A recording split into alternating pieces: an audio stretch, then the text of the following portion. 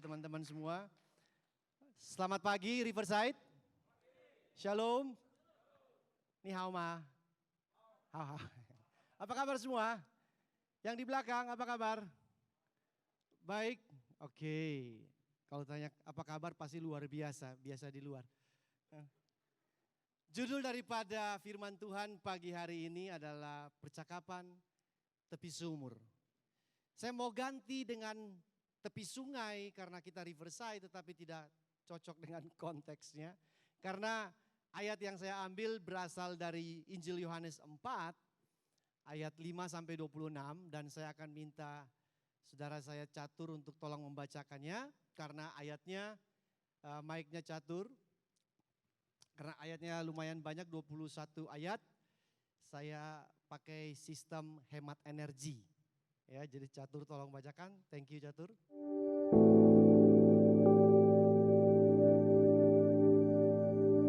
Garis besar cuma ada 3 dari 21 ayat tadi yang dibacakan. Boleh tampilkan PowerPoint saya. Garis besarnya di dalam pembacaan tadi adalah 3 hal ini. Percakapan, penyembahan, dan kemudian pemberitaan. Kalau saudara baca sampai habis, terakhir wanita itu dia memberitakan percakapannya dengan Yesus dan apa yang terjadi di dalam kehidupannya yang berubah itu yang diberitakan kepada kampung itu. Di Alkitab mencatat adalah kampung Sikar dan semua kampung itu mendengar pemberitaan tersebut. Jadi diawali dari sebuah percakapan antara Yesus dengan wanita Samaria. Tidak tahu namanya, di dalam orang Katolik katanya namanya Pontiana atau siapa begitu, saya nggak tahu. Mungkin dia nggak punya KTP juga, nggak ngerti lah. Yang penting dia dari Samaria. Dan saudara Bapak Ibu harus tahu bahwa Samaria adalah kasta atau orang-orang yang setengah Yahudi dan setengah bukan Yahudi. Oke, Samaria itu adalah orang yang setengah Yahudi, tetapi setengahnya bukan orang Yahudi. Kenapa saya mau katakan ini? Karena akan berhubungan sekali dengan percakapan dia dengan Yesus.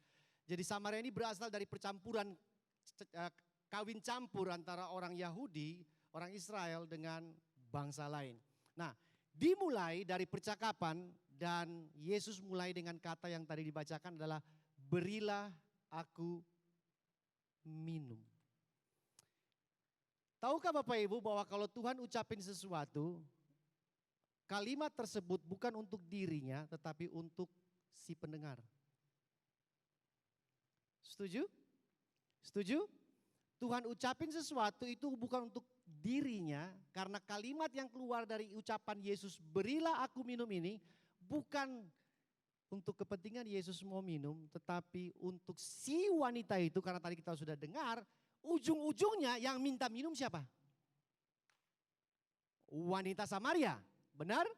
Tapi bukan secara minum secara fisik, tetapi minum di dalam rohaninya dia karena ada sesuatu yang dia haus di sana. Tetapi Tuhan buka percakapan tersebut dengan kalimat ini seakan-akan. Memang kita mencatat Yesus capek, letih dan haus dia meminta minum. Tetapi dia pakai kalimat ini sebagai membuka percakapan yang sangat dalam dengan wanita Samaria itu dan menunjukkan sesuatu di dalam kehidupannya, dalam hati wanita Samaria itu yang dia paling butuhkan. Masalahnya, akarnya. Nah, dari mana kita tahu ini disingkapkan masalah tersebut? Ketika Yesus sudah bilang, air hidup solusinya. Kamu mesti minum air itu, kalau minum ini tetap haus. Kalau minum air hidup, kamu enggak haus. Kemudian tiba-tiba Yesus bilang begini, panggil suamimu. Saya baca ayat ini, saya pikir, apa hubungannya mau minum air kehidupan sama panggil suami? Apakah Yesus pengen suaminya minum bersama-sama dengan wanita itu di sumur itu? Pertama. Atau sumurnya air kehidupan itu saking dalamnya, wanita ini gak kuat sendirian timba, dia harus panggil suaminya bantu timba. Tapi begitu Yesus berkata panggil suamimu, percakapannya langsung menjadi very deep, sangat dalam sekali. Dan wanita itu bilang, saya nggak punya suami. Sekali lagi, kalau Tuhan ucapin sesuatu selalu mempunyai tujuan. Yesus bilang, tepat. Bapak Ibu tadi baca berapa suami daripada perempuan itu? You're wrong. 6. Kalau saudara baca baik-baik, yang 5 yang ada itu suamimu, tetapi yang sekarang ini yang bukan suamimu. 5 plus, kamu sudah punya 5 suami, yang sekarang ini yang di rumahmu plus 1 itu masih calon, masih kandidat on proses. Entah jadi atau enggak. Oke. 5 plus 1 Bapak Ibu. Pernah dalam kehidupan Bapak Ibu ketemu dengan wanita yang model seperti ini 5 plus 1? Saya mau sebut Tante Girang, dia sudah 5 plus 1 Pak. Ini lebih daripada sekedar girang, mungkin Tante Sukacita namanya. 5 plus 1. Jadi saudara mulai lihat, kenapa urusan minum air hidup, Yesus kok panggil suami? Karena Yesus mau tunjukkan buat wanita ini, that's the point. Itu persoalannya. Kamu haus, tapi kamu cara minumnya salah. Kamu haus di dalam, kamu pakai orang yang ada di sekitarmu untuk kasih kamu minum. Dan apa yang mereka kasih kamu minum bukan kamu tambah puas, tapi kamu tambah haus. Sehingga jadi 5 plus 1. Bapak Ibu percaya kalau dia gak ketemu Yesus hari itu bisa 5 plus 2? Bisa? Bisa 5 plus 3? Bisa? Bisa. Jadi perempuan ini akar masalahnya dia salah minum. Dia mau memuaskan dahaganya tetapi dengan cara, dengan barang, dengan sesuatu yang salah yang dimasukkan ke dalam. Dia pakai orang lain.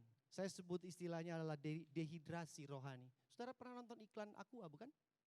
Gak apa-apa kita sebut merek Aqua di sini kan. Sudah minum Aqua hari ini. Karena orang itu kalau dia belum minum, ngehang. Jadi wanita ini dia minum, tapi dia tambah haus. Semakin minum, dia semakin haus. Dan dia mengalami satu dehidrasi. Bukan secara jasmani, tetapi secara rohani di dalam hatinya. Dia kering. Dia butuh sesuatu yang harus terus minum-minum. Tapi anehnya semakin minum semakin haus. Dan jumlah daripada pria.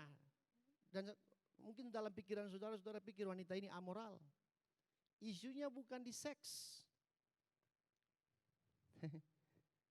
Bukan di seks. Wanita ini tidak kejar itu. Dia kejar sesuatu yang juga dia tidak tahu itu apa. Dia juga nggak tahu itu apa. Jadi dia pakai terus ini pria-pria ini untuk memenuhi kehausannya dia. Dan dehidrasi rohani ini bisa melanda siapa saja, termasuk yang berkhotbah di depan. Kita pakai orang untuk memuaskan kita. Kita pakai benda untuk memuaskan kita pakai keadaan untuk memuaskan kita. Orang yang dehidrasi rohani paling sulit melayani orang lain.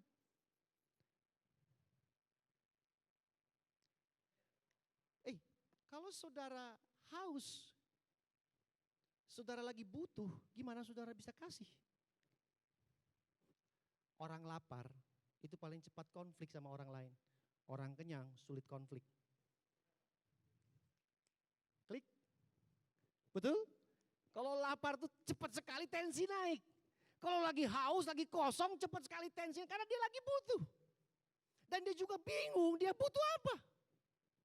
Yang penting bisa sesuatu something masuk ke sini supaya ini terpenuhi, terpuaskan. Kalau akhir-akhir ini saudara selalu dengar kata ini, saya ucapkan kata ini ulang. Berhala. Berhala selalu menuntut sesuatu yang di luar untuk puaskan yang di dalam. Berhala adalah sesuatu di dalam hati kita yang tuntut di luar. Pacar kita, suami kita, istri kita, pelayanan kita, pekerjaan kita, hobi kita, situasi kita, gereja kita. Tuntut yang di luar untuk puaskan yang di dalam. Karena berhala sifatnya demanding. Minta terus. Habis minum, haus lagi. Karena memang salah minum, bukan itu. Dan selalu tidak puas. Setuju? Setuju? Ada orang punya lemari baju, lemari bajunya udah mau pecah. Karena setiap ada model yang baru, untung. Kemarin saya makan di sebuah warung. Kalau saya sebut bilang masakan Jawa Timur sudah tahu siapa yang punya kan? Orangnya jenggotnya panjang segini. Tapi waktu saya bercakap-cakap dengan dia, saya sampai pikir, ini jemaat Riverside bukan? Karena dia bilang begini, saya buka percakapannya bukan dengan kalimat berilah aku minum, enggak. Saya ngomong begini, Pak, omset turun 75%, saya cuma tebak-tebakan aja. 75% dia bilang, hampir betul Pak, tepatnya 70%. Bahkan kadang-kadang makanan saya masih ada sisa 40%. Karyawan saya sudah pulangkan semua, sekarang yang jaga warung adalah keluarga sendiri karena tidak diberi gaji. Ada untung ya syukur bisa buat makan, kalau nggak ada untung ya sudah nggak usah pakai gaji. Oke, terus gimana Pak? Sepi banget nih. Iyalah Pak, si empunya warung ini ngomong, inilah waktunya untuk taubat. Luar biasa. Ini waktu untuk taubat. Maksud Bapak? Ya iya Pak, untung virus corona Pak. Jadi masih ada waktu untuk taubat. Coba kalau tsunami yang datang Pak. Enggak sempat taubat udah mati. Kok suara saya makin hari makin tinggi ya? Coba kalau tsunami Pak. Coba, dia kasih tahu saya. Coba Bapak lihat, Bapak masih ingat kan kejadian yang di Palu bukan? Itu kan gak sempat tobat, mau teriak, Tuhan tolong, udah kecebur, udah masuk di dalam tanah dan ditutup. Gak sempat tobat, untung virus corona Pak. Pak lihat kan yang di Legian itu semua, sepi itu.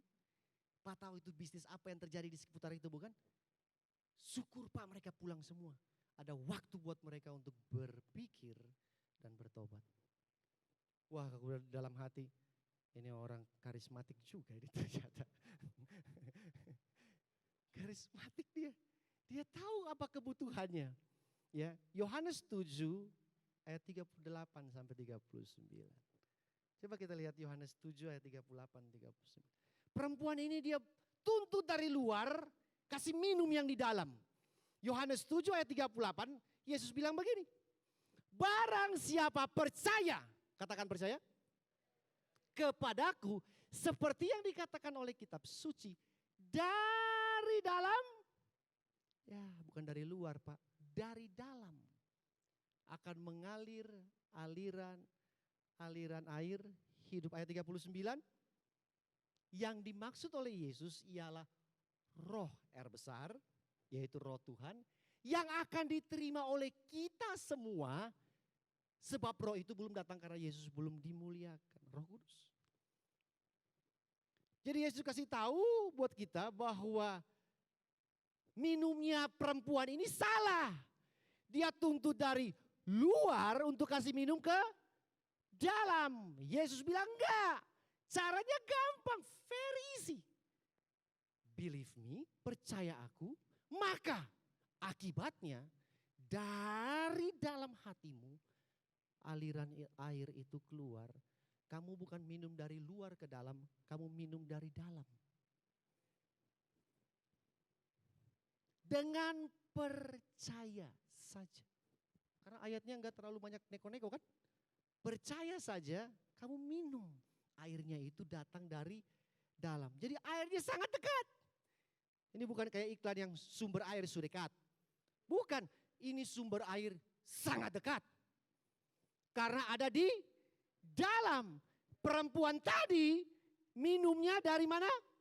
luar, puaskan ke dalam. Kalau Yesus bilang bukan. Airnya di dalam, kamu minum di dalam. Artinya kita sudah puas, kita sudah penuh. Sehingga orang yang jenis seperti ini kalau sudah penuh, melayani orang lain jauh lebih enteng. Setuju? Kalau orang sudah penuh, melayani orang lain less konflik. Karena tuntutan tidak ada. Masuk akal gak sih? Tuntutan tidak ada. Tuntutan selalu datang dari mana? Dari dalam. Kok gak selamat pagi sama saya? Kok gak ada shalomnya? Tuntutan. Datang dari mana? Dari dalam. Karena dia selalu paksa yang di luar, entah itu orang, barang, atau situasi, untuk kasih minum dia, puaskan yang hausnya di dalam. Yesus bilang, salah. Cara minum seperti itu kamu semakin haus. Yang benar adalah Yohanes 7 ayat 38 bilang, hanya percaya saja kepada diriku, maka dari dalam hatimu akan mengalir sumber kehidupan. Pertanyaan, terus hubungannya apa Pak dengan penyembahan? Yohanes 4, saya ikut banyak seminar praise and worship, selalu pakai referensi ayat ini untuk seminar praise and worship. Saya baca ulang, nggak ada hubungannya dengan bermain musik. Siapa yang setuju dengan saya? Apakah ada hubungan dengan bermain musik? Enggak. Saya kasih bukti ya. Urusan apa Yesus ngomong dengan wanita Samaria tentang pelayanan musik ini? Karena dia bukan pemain rebana. Dia bukan singer. Dia bukan WL. Dia bukan koordinator praise and worship. Dia bahkan belum pernah pelayanan di gereja. Urusan apa Yesus ngomong tentang yang ini? Yesus ngomong jauh lebih dalam karena penyembahan sangat berkaitan erat dengan berhala. Masuk akal gak sih? Apakah saudara bisa ikutin saya? Kenapa ada hubungan dengan penyembahan? Karena wanita ini pun seorang penyembah. Bukan pemain musik, bukan apa, tapi seorang penyembah. Bukti dari mana? Yang ngomong kata penyembah keluar duluan adalah perempuan ini di ayat 20. Benar gak sih? Waktu Yesus spot, ya 5+1 kamu punya di dalam hidupmu, pria itu, yang 5 suami, yang 1 bukan suami, yang kandidat suami, itu tepat sekali. Langsung perempuan dibalas, oh nabi. Bisa tahu baca dosa orang, luar biasa. Langsung dia connect dengan penyembahan. Betul? Ayatnya bilang begitu kan? Kita punya nenek moyang menyembah di gunung ini, gunung itu. Nah saudara mulai berpikir, kira-kira waktu dia nyembah ke gunung ini, gunung itu, gunung ini, gunung itu, tujuannya buat apa? Tujuannya buat apa? Tujuannya buat apa? 5+1. Benar gak sih? 5+1. Karena penyembahan selalu berdasarkan apa yang di dalam hati menuntut apa, penyembahan keluar. Hei, benar gak? Kalau saudara punya berhala, berhala itu yang menuntut saudara melakukan kegiatan penyembahan. Entah minta pacar, entah minta macam-macam. Dan saudara datang buat yang saudara sembah itu dan saudara mulai keluarkan kehausan saudara. Minta dipuaskan, minta diisi, minta dipenuhi. Jadi saya yakin banget perempuan ini waktu menyembah ke gunung ini dan gunung itu, dalam doanya cuma 5+1. Karena dia lagi haus, dia lagi dehidrasi.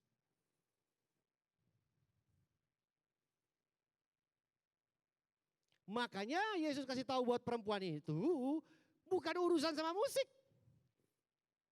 Karena Bapa menghendaki penyembah-penyembah yang menyembah di dalam roh dan kebenaran. Perhatikan baik ya, menyembah di dalam roh dan kebenaran. Di dalam roh dan kebenaran dulu baru menyembah. Karena di dalam roh dan kebenaran itu preconditionnya. Itu kondisi awalnya supaya saudara bisa menyembah dan penyembahan seperti itu berkenan kepada Bapa. Amin. Saya kasih tahu. Di dalam roh, saudara baca di Alkitab saudara, R-nya huruf kecil. Artinya tidak ada urusan dengan roh Tuhan, roh saudara. Dan memang benar sekali. Orang selamat dulu baru menyembah. Hei, Anda mengalami keselamatan Kristus baru Anda menyembah. Benar gak sih?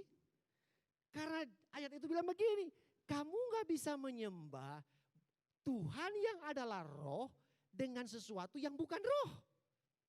Kamu harus menyembah dengan level yang sama, jenis yang sama, yaitu rohmu menyembah rohnya.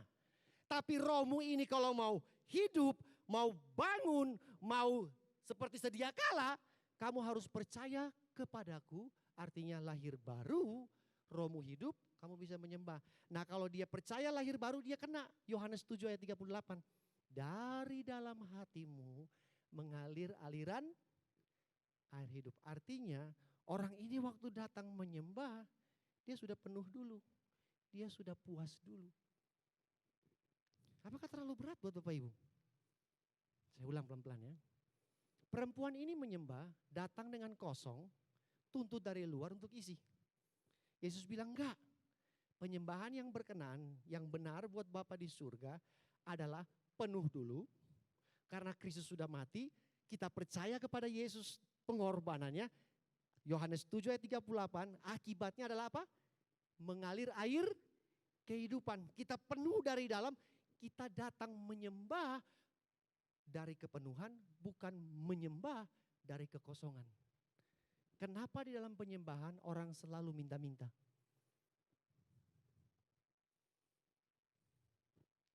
Kenapa di dalam penyembahan orang selalu datang dengan sikap hati minta-minta? Dia nggak ngomong sih, tapi di pikiran dan hatinya ada sesuatu yang dia tekan tombolnya terus. Minta ini, minta ini, minta ini. Karena dia lagi butuh. Dia lagi kosong. Setuju? Setuju? Ini bukan hanya kebutuhan jasmani Bapak Ibu. Mungkin itu bisa sifatnya pengakuan orang lain. Bayangin kalau saya khotbah, di dalam saya kosong, saya haus penghargaan. Saya akan berusaha bikin khotbah saya ini, bagaimana saudara menghargai saya untuk kasih minum saya, bukan untuk mendengar firman Kristus. Masuk akal? Bagaimana kalau yang melayani di depan sini, di dalam sini kosong, lagi butuh sesuatu, kemudian dia melayani, bisa-bisa dia kejebak bukan kepada Tuhan, tetapi bagaimana mengisi kekosongan. Orang kalau yang lagi kosong, di dalamnya gampang sekali sensitif. Makanya waktu dikritik, tanduknya langsung naik. Karena lagi kosong.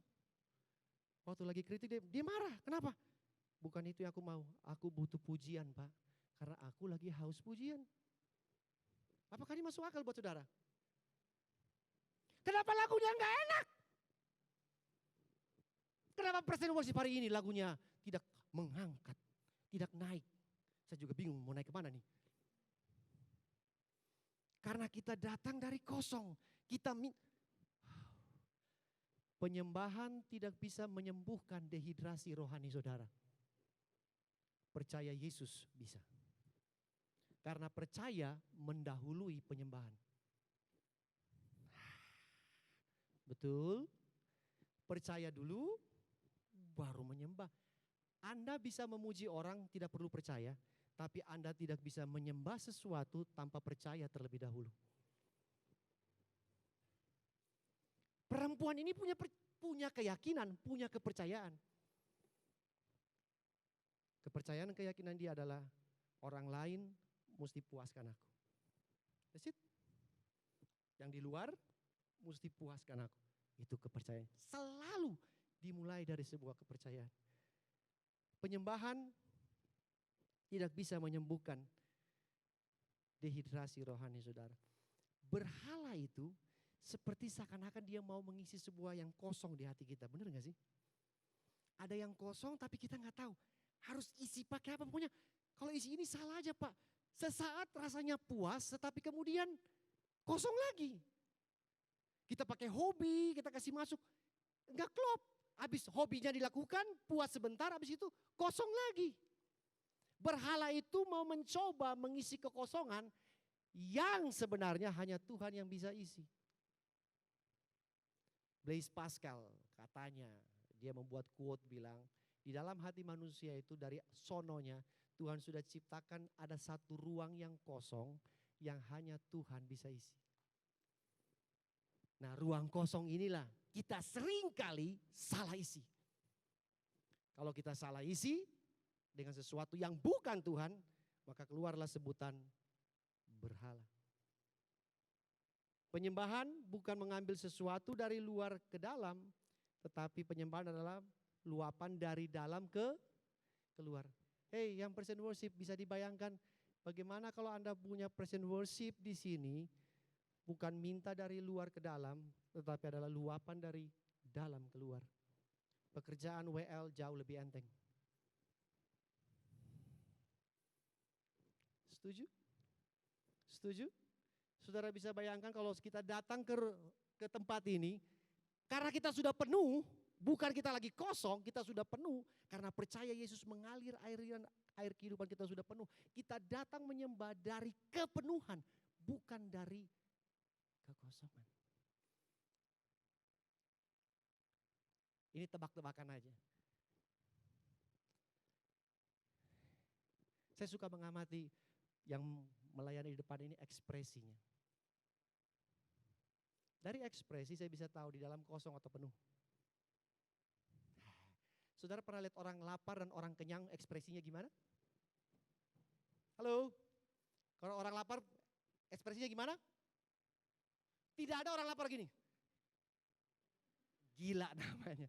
Karena yang di dalam berbeda dengan yang di luar. Selalu begitu. Kalau di dalam lagi lapar ekspresinya pasti. Gua lapar. Saya lapar, tahu gak sih? Tapi kalau orang sudah kenyang, puas, gak mungkin wajahnya begini. Gak mungkin, itu melawan hukum alam. Pasti ekspresinya, ekspresi kenyang. Bapak Ibu jemaat semua, perhatikan yang di dalam. Penuh atau kosong? Dan bagaimana saudara cara mengisinya?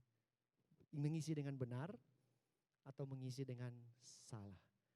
Perkara dehidrasi rohani kita sudah diselesaikan oleh Yesus di atas kayu salib. Coba ayatnya, Yohanes 19 ayat 28. Maaf saya kelebihan waktu sedikit.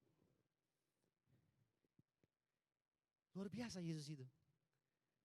Kok bisa kena pas? Sesudah itu, karena Yesus tahu bahwa segala sesuatu telah selesai. Segala sesuatu telah selesai. Artinya termasuk saudara punya kekosongan itu, kehausan di dalam itu sudah selesai.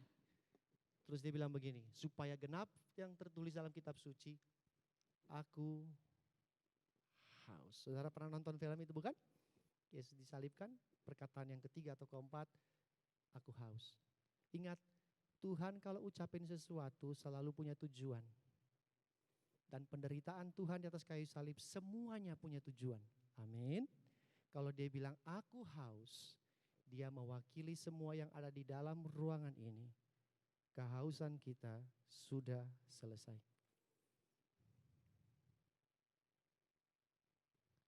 Amin. Kamu mau cari apa? Penghargaan sudah selesai. Kamu mau cari apa? Penerimaan sudah selesai. Hausmu apa? Penghormatan sudah selesai. Jadi kenapa dia berani berkata di Yohanes 7 tadi? Percaya kepadaku, kamu penuh di dalam. Bukan dari luar paksa untuk penuhi di dalam. Tapi karena saya sudah penuh di dalam, di luar mau bagaimanapun, I am okay. Saya baik-baik saja. Penyembahan bukan tuntut sesuatu dari luar ke dalam, tetapi dari dalam keluar. Akhirnya penyembahan kita bukan karena kita haus lagi. Penyembahan kita karena kita sudah puas. Amin. Saya pernah dengar ada seorang pendeta bilang begini, kalau mau menyembah datang, jangan bawa ember, bawa galon. Supaya ambil air sebanyak-banyaknya. Berarti dia masih haus. Yang benar adalah kita menyembah dari luapan hati kita. Dan penyembahan kita akan sangat berbeda sekali. Saya berharap apa yang saya sampaikan pagi hari ini memberkati saudara. Yohanes 8 ayat 32 bilang, jikalau engkau mengetahui kebenaran, maka kebenaran itu akan memerdekakanmu. Dan ini selalu dimulai kebenaran itu dari sebuah percakapan. Setuju? Kebenaran bukan dimulai dari penyembahan. Kebenaran dimulai dari percakapan dengan Yesus, dengan Injilnya. Saudara percaya, baru saudara menyembah. Pertanyaan terakhir buat Bapak Ibu pagi hari ini. Sudahkah Anda bercakap-cakap dengan kebenaran? Supaya Anda dan saya bisa tahu, saya haus ini kenapa? Kenapa saya selalu tuntut orang lain, tuntut yang di luar untuk puasin saya tanpa sadar.